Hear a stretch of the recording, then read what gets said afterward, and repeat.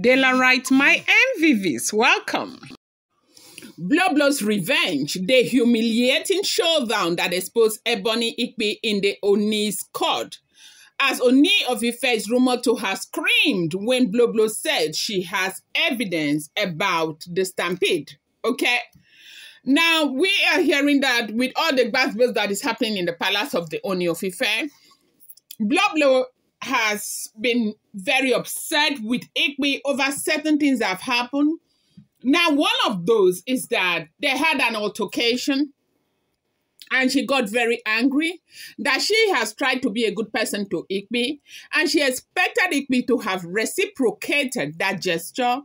And so she has been helping Igbi, God knows how long, that Igbi had traveled to Saudi Arabia and bought Saudi laces and fabrics, very expensive, that she spent over 200 million naira to buy those fabrics to come and start a fabric business. It was one of Igbi's best friends that introduced her to that business.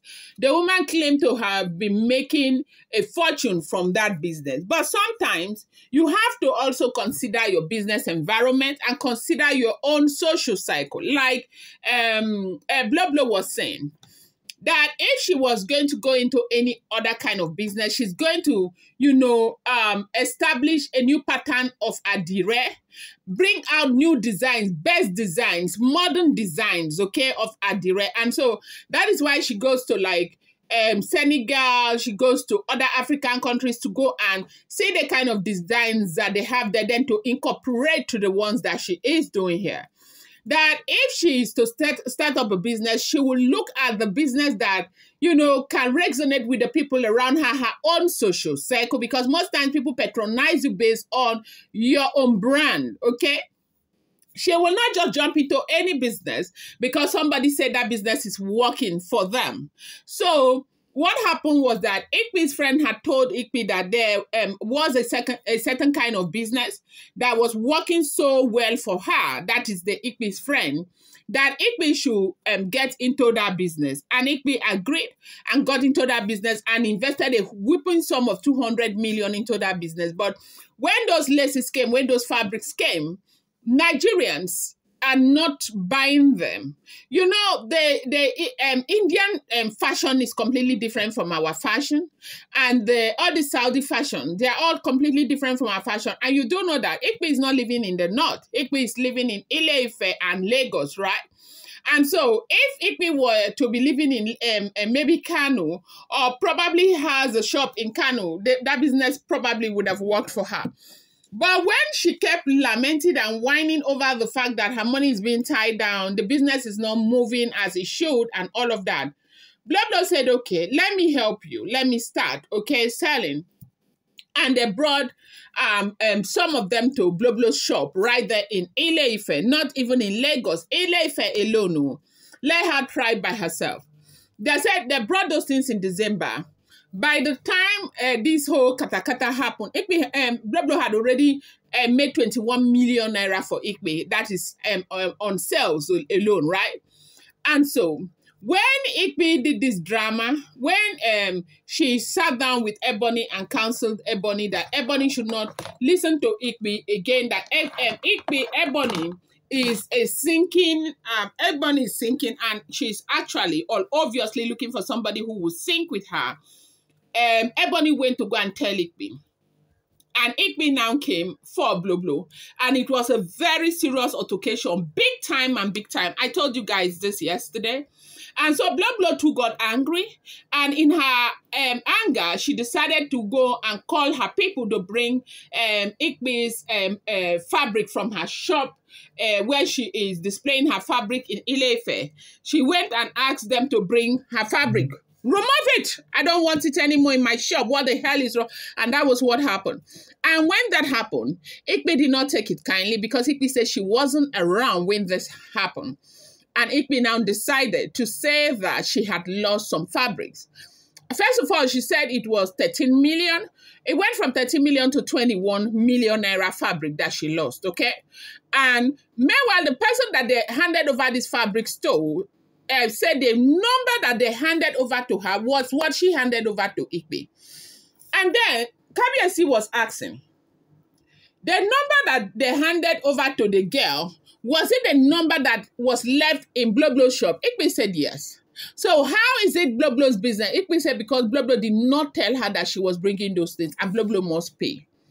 And she now calculated 21 million naira for Blublo to pay. And Kabiyesi got really mad. And then Blublo is, because she is very, very upset, Blublo now decided to open up more on the things that she knows. And one of the things that she knows is the fact that Ebony and Igbi, they know something about some of the wahala that happened that has to do with the Stampede. Now, whether it was the Stampede itself or how the case, snowballed into what it became that ended now in the station for Christmas and New Year. You do know, you have seen what they said about that case. The customary court that this case was taken to had no jurisdiction to have, sat on the case. So in those kinds of circumstances, they ought to have allowed them to go until the case will be taken to a high court. And then when they asked them, reminded them in custody, they said that judge too had no jurisdiction. Like he was not supposed to have done that. So right now they said, Blublo said she has got evidence, and they said Blublo went to go and tell Ooni of Ife a whole lot of things about the things that happened. They say Kabiyesi was literally screaming, like the man was screaming, like he could not believe what he was hearing. We heard that. While Kabiyesi was there, Blublo came. Blublo went to go and mutter something to Kabiyesi's ears. People were there, they were wondering what she was saying to Kabiyesi. Now, as though that was not enough, Blublo brought out, reached her hand to her handbag, fetched her phone, showed to Kabiyesi, and Kabiyesi could not believe whatever it is that they say, Igbi, Blublo had told Kabiyesi, and Kabiyesi screamed. Elders were shocked. They were asking, what is it, Kabiyesi? What is it, Kabiyesi? They say Kabiyesi is mad. Like Kabiyesi is, has reached that breaking point where he is not even willing to go through with this drama that has been happening, that it is too much for him. It is annoying. It is unbelievable. It is everything. They said Kabiyesi was so disappointed when Blublo came with that report. Now you see, new wahala has emerged again.